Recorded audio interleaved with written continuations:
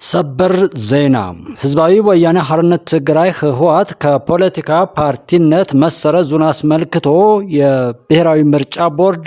የሰጠው መግለጫ ከዚህ እንደሚከተለው እናቀርባለን። ህዝባዊ ወያነ ሓርነት ትግራይ ህወሓት በአመፀ ድርጊት በመሳተፍ ምክንያት ቦርዱ በአዋጅ ቁጥር 1162/2011 አንቀጽ 98 መሰረት ከፖለቲካ ፓርቲነት መሰረዙ የሚታወስ ነው። ይሁንና የፕሪቶሪያ ስምምነት ከተደረገ በኋላ የህወሓት ህጋዊ ሰውነት እንዲሰረዝ የተላለፈው ውሳኔ እንዲነሳ ቦርዱን ሚያዝያ 13 እና ሚያዝያ 28 ቀን 2015 ዓ.ም መጠየቁ የሚታወቅ ነው። ሆኖም ቦርዱ በአመፃ ድርጊት በመሳተፍ ከፖለቲካ ፓርቲነት የተሰረዘ የፖለቲካ ፓርቲ ህጋዊ ሰውነቱ ከተሰረዘ በኋላ ህጋዊ ሰውነቱን ለመመለስ የሚያስችል ህግ ስለሌለ ጥያቄውን ውድቅ በማድረግ ግንቦት 4 ቀን 2015 ዓ.ም በቁጥር A1162/11/1155 በተጻፈ ደብዳቤ መልስ ሰጥቷል። የኢትዮጵያ የፖለቲካ ፓርቲዎች ምዝገባና የምርጫ ስነ ምግባር አዋጅ ቁጥር 1162/2011ን ለማሻሻል የወጣውን አዋጅ ቁጥር 1332/2016 መታወጁን ተከትሎ ህወሓት በአዋጁ መሰረት በልዩ ሁኔታ ፓርቲ ሆኖ ለመመዝገብ መቅረብ የሚገባቸውን ሰነዶች በማያያዝ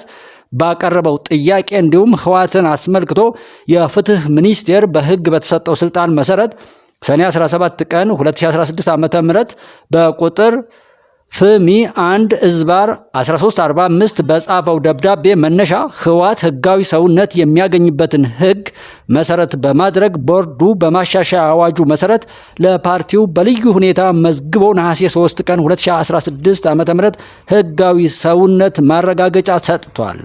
በዚህ መሰረት ህወሓት በአዋጅ ቁጥር 1332/2016 ይህንን ተከትሎ በወጣው መመሪያ ቁጥር 25/2016 እና ቦርዱ ምዝገባውን ተከትሎ እንዲፈጸም የሰጠውን ትዕዛዝ ባለማክበሩ ቦርዱ በተለያየ ጊዜ ማሳሰቢያ ቢሰጥም ፓርቲው ግን በህግ የተጣለበትን ግዴታ አልፈጸመም። ከዚህም በላይ በአዋጅ ቁጥር 1332/2016 መሰረት የፓርቲውን ህጋዊነት የሚያረጋግጠውን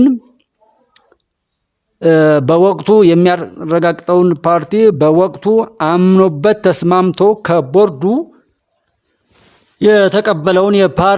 የፖለቲካ ፓርቲ ህጋዊ ሰውነት ማረጋገጫ አላውቅም፣ ህጋዊ ሰውነቴ በዚህ ሰነድ አይረጋግጥም በማለት ህግና መመሪያን ለማክበርም ፈቃደኛ ባለመሆን ሲገልጽ ቆይቷል። ቦርዱ በአዋጅ ቁጥር 1162/2011 መሰረት በአመፃ ተግባር በመሰማራቱ የተሰረዘን ፓርቲ ህጋዊ ሰውነት የመመልስበት የህግ ድንጋጌ የለኝም በማለት ግንቦት 4 ቀን 2015 ዓ.ም ለህወሓት ምላሽ ከሰጠ ከአንድ ዓመት በኋላ አዋጅ ቁጥር 1332/2016 ግንቦት 27 ቀን 2016 ዓ.ም ሲታወጅ ህወሓት ይህንኑ ፓርቲዎችን በልዩ ሁኔታ የሚመዘግብ አዋጅ በታወጀ በሁለተኛው ወር ሐምሌ 19 ቀን 2016 ዓ.ም በአዋጁ ላይ በልዩ ሁኔታ የፖለቲካ ፓርቲ ሆኖ ለመመዝገብ እንዲቀርቡ በህጉ የተመለከቱትን ዝርዝር ሰነዶች ይኸውም የፓርቲውን ፕሮግራም፣ የፓርቲውን መተዳደሪያ ደንብና የፓርቲው አመራሮች ስም ዝርዝር ከፊርማ ጋር ለቦርዱ አቅርቧል። በሌላ በኩል ህወሓት ህጋዊ ሰውነቱ እንዲሰረዝ የተላለፈውን ውሳኔ እንዲነሳ በማለት ሚያዝያ 13 እና ሚያዝያ 28 ቀን 2015 ዓ.ም ለቦርዱ ባቀረበው ጥያቄ በአዋጅ ቁጥር 1332/2016 በልዩ ሁኔታ ፓርቲ ሆኖ ለመመዝገብ እንዲቀርቡ የተጠየቁትን ሰነዶች አንዳቸውንም አያይዞ አላቀረበም። ይህ የሚያስረዳው ህወሓት ሐምሌ 19 ቀን 2016 ዓ.ም ያቀረበው ጥያቄ ሚያዝያ 13 እና ሚያዝያ 28 ቀን 2015 ዓ.ም ካቀረበው ጥያቄ በተለየ መልኩ በአዋጅ ቁጥር 1332/2016 መሰረት በልዩ ሁኔታ ፓርቲ ሆኖ ለመመዝገብ እንዲቀርብ ህጉ በሚጠይቀው መሰረት የፖለቲካ ፓርቲ ምዝገባ ጥያቄ ማቅረቡን ነው። ህወሓት ሐምሌ 19 ቀን 2016 ዓ.ም ጥያቄውን ሲያቀርብ አዋጅ ቁጥር 1332/2016 ታውጆ ለህዝብ በይፋ ተገልጦ በስራ ላይ ከዋለ 2 ወር ካለፈው በኋላ ሲሆን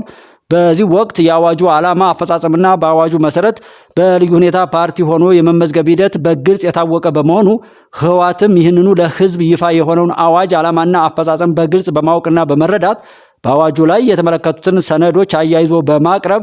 በአዋጁ የተጠየቀውን የምዝገባ ስርዓት በመፈጸም ምዝገባው ተከናውኗል። ከሁሉም በላይ ህወሓት ሐምሌ 19 ቀን 2016 ዓ.ም በጻፈው ደብዳቤ ላይ የቀድሞ ህጋዊ ሰውነት ይመለስልኝ ቢልም ያቀረባቸው ሰነዶች ጥያቄው ያቀረበው የአዋጁን መውጣት ተከትሎ መሆኑና ፍትህ ሚኒስቴር ስለ ህወሓት ለቦርዱ የጻፈው ደብዳቤ በልዩ ሁኔታ ለመመዝገብ የቀረበ መሆኑ የሚያስረዳ ሲሆን በተለይም ቦርዱ ለህወሓት ነሐሴ 3 ቀን 2016 ዓ.ም በልዩ ሁኔታ በመመዝገብ የተሰጠው የህጋዊ ሰውነት ማረጋገጫ ሰርተፊኬት ከሰርተፊኬቱ ጋር አብሮ በሰጠው ነሐሴ 3 ቀን 2016 ዓመተ ምህረት በቁጥር A1162/11/5180 በተጻፈ ደብዳቤ ላይ የህወሓት የቀድሞ ህጋዊ ሰውነት እንደማይመለስለት በግልጽ ተመልክቶ እያለ የፓርቲው ከፍተኛ አመራር በቦርዱ ዋና መስሪያ ቤት በመገኘት ሰርተፊኬቱንና ደብዳቤውን በሚገባ አይተው አንብበውና ተስማምተው በፈቃዳቸው ፈርመው ከወሰዱ በኋላ ይህ በልዩ ሁኔታ ተመዝግቦ የተሰጠን የህጋዊ ሰውነት ማረጋገጫ አንቀበለው ማለት ተቀባይነት የለውም። ቦርዱ በህግ የተጣለበትን ኃላፊነት ለመወጣትና ፓርቲው ያለበትን ኃላፊነትና ግዴታ እንዲወጣ ለማድረግ በተለያየ ወቅት በጽሁፍ ማሳሰቢያ ሲሰጥ ቢቆይም ፓርቲው ግዴታውን ባለመወጣቱ ቦርዱ የኢትዮጵያ የምርጫ የፖለቲካ ፓርቲ ምዝገባና የምርጫ ስነ ምግባር አዋጅ ቁጥር 1162/2011 ማሻሻያ አዋጅ ቁጥር 1332/2016 እና አዋጁን ተከትሎ በወጣው መመሪያ ቁጥር 25/2016 መሰረት ምንም አይነት ቅድመ ሁኔታ ሳይጠብቅ ፓርቲውን መሰረዝ የሚያስችል የህግ መሰረት ቢኖረውም ፓርቲው ግዴታውን እንዲወጣ እድል ለመስጠት ቦርዱ ፓርቲውን ለ3 ወራት ከማንኛውም የፖለቲካ ፓርቲ እንቅስቃሴ በማገድ ፓርቲው የእርምት እርምጃ በመውሰድ በህጉ መሰረት ግዴታውን እንዲፈጽም ቦርዱ ጥረት ቢያደርግም ፓርቲው ግን የተጣለበትን የህግ ግዴታ ለመወጣት ፈቃደኛ አልሆነም። በመሆኑም ቦርዱ የካቲት 5 ቀን 2017 ዓ.ም በቁጥር A1162/11/1542 በተጻፈ ደብዳቤ ተራ ቁጥር 3 ላይ በተጠቀሰው የቦርዱ ውሳኔ ላይ ፓርቲው በ3 ወር እግድ ጊዜ የእርምት እርምጃ ሳይወስድ ቢቀር በአዋጅ ቁጥር 1332/16 አንቀጽ 3/11 ሐመሮሃና በመመሪያ ቁጥር 25/2016 አንቀጽ 19/1 ሐመሮሃ መሰረት ቦርዱ የተለየ አካሄድ ሳይከተል የፓርቲውን ምዝገባ እንዲሰርዝ ቦርዱ በወሰነው መሰረት ፓርቲው የእርምት እርምጃ ባለመውሰዱ ቦርዱ ግንቦት 5 ቀን 2017 ዓ.ም ባደረገው ስብሰባ ፓርቲው ከግንቦት 5 ቀን 2017 ዓ.ም ጀምሮ ከፖለቲካ ፓርቲነት የተሰረዘ መሆኑን ወስኗል። ይህም ውሳኔ ለህወሓት ለፍትህ ሚኒስቴር በጽሁፍ እንዲደርስ ለህዝብ ይፋ እንዲደረግና የፓርቲውን መሰረዝ ውጤትን በተመለከተ የአዋጅ ቁጥር 1162/2011 አንቀጽ 99 እንደ አግባብነቱ በህወሓትና አመራሮች ላይ እንዲፈጸም ቦርዱ ወስኗል። የኢትዮጵያ ብሔራዊ ምርጫ ቦርድ ግንቦት 6 ቀን 2017 ዓ.ም አዲስ አበባ